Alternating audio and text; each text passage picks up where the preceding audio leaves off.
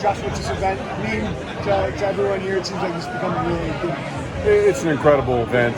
1,800 people tonight, and just to have a chance to really take a significant step in the battle against cancer, I think it speaks volumes to the power that our program can have, and that in particular men's basketball has here at the University of Illinois, and just the way that it has grown over the years. I was reflecting with Brad just a minute ago about the first time we did this together back after we hired him. We were in a small ballroom, and just to see it grow the way that it has, the way the community's responded, it's incredible. How much this year mean to you basketball-wise, Elite Eight run? What did you make of that ride for you guys? Should we wait for him to talk? Yeah, maybe. Okay. Incredibly excited, obviously, about the season. To see us be able to make the postseason run that we've all wanted our team to make here, and to be able to put all the pieces together, and it's just been so exciting, certainly for me, for our program, I know for our fans. I'll never forget the energy that we saw out in Boston, the great turnout from the Illini faithful, not only there but also in Omaha and in Minneapolis. It just speaks volumes, I think, about the quality of this program, and again, give our guys so much credit, give Coach Underwood, our staff, so much credit. It's really been an incredible journey, and one that's been a lot of fun for us to be on. So much news about the transfer portal right now. Obviously, everybody's got a view on it. What's kind of your take on the whole thing? I think the transfer portal in general, I think the University of Illinois is always going to be a net beneficiary of the transfer portal. I think given our program's profile, given the place that we occupy in college athletics, I think that we are going to be an attractive destination because of the coaches we have, because of the facilities we provide, the resources that we furnish to our student athletes. And I think it puts our student athletes, even those who depart, I think it puts them in an informed position to make decisions about their future. If they want to stay and earn a University of Illinois education, then they have that opportunity. If ultimately getting more playing time or playing a more prominent role on their respective teams is a priority for them, then they're in a position to make that decision from an informed basis and capitalize on what the transfer portal, the opportunity it provides to them.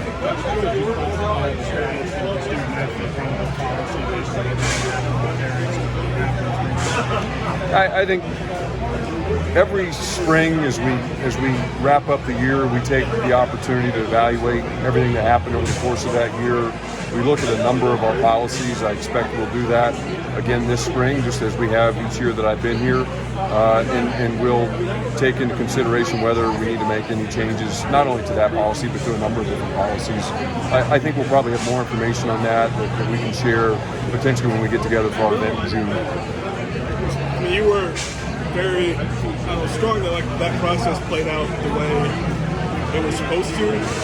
When the federal judge rules on that, I mean, what your reaction in the moment to that? Maybe your reaction now, a few months past. I would say that whole experience was obviously unfortunate on a lot of different levels.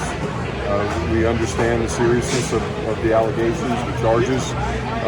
There are some people very much in the center of that who need to continue to be at the center of that. But I think that as we reflect back on it, it was incredibly difficult for everybody who was involved, including our athletic department. But I'm comfortable with how we handled it, and we look forward to, as we do with everything that we do, learning from it and moving forward. The women's basketball team won that initial NIT, if you will, tournament. What's your thoughts on that? Is that a good stepping stone for her program? Yeah, the WBIT, the first tournament of its kind that the NCAA has sponsored and supported. Really encouraged by the progress that our women's basketball team has shown during the first 2 years of Shauna's tenure. I think that for us to be able to get into the NCAA tournament in her first year, now to be able to get into the WBIT and win that tournament, I think both of those instances demonstrate tremendous progress from women's basketball, and to give Coach Green, our staff, our student athletes so much credit for the way that they've bought in and really aligned around what's possible here with University of Illinois women's basketball, and I expect it will be a springboard for us as we head into the offseason. Do you sit down with Coach Wheeler post-spring before they hit full camp? Is that something you typically do? Coach and I are in regular contact. We talk literally almost every day. How would you categorize this upcoming, end of spring and fall camp? I think I'm excited about the state of the program. I think that we've made tremendous progress this offseason. I think we're having a really strong spring football. I think one of the byproducts of making a deep run in men's and women's basketball is there hasn't been as much public attention paid to what is happening within the football program. But I think that for people who are following it on a daily basis, there's a lot to be excited about. Just this week, we surpassed 3,000 new season tickets sold for this season. We're within a couple hundred season tickets of the total that we sold all of last year, with the rest of the spring and the summer yet to sell. So I think our fans are excited about it. I'm just so enthusiastic about Coach B's leadership and the guys that we have within the program. Looking forward to the fall.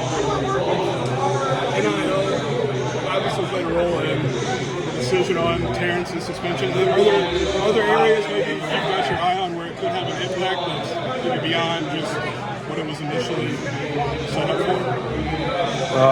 I'm sorry, I'm not following your question. NIL played a role in the decision on Terrence's suspension. Are there other areas that it could impact that maybe no one would have thought of 2 years ago at this time? I wouldn't be surprised if there are. I don't know, as I sit here, what those things might be, but certainly NIL is evolving at a really rapid pace, and I think that the implications of the NIL paradigm are continuing to reveal themselves to us on a pretty regular basis at this point. So certainly it did play a role for the judge in Terrence's situation, and I wouldn't be surprised if it continued to be an important part of college athletics in new and unanticipated ways as we go forward. Thanks, Jeff. Thank you, guys.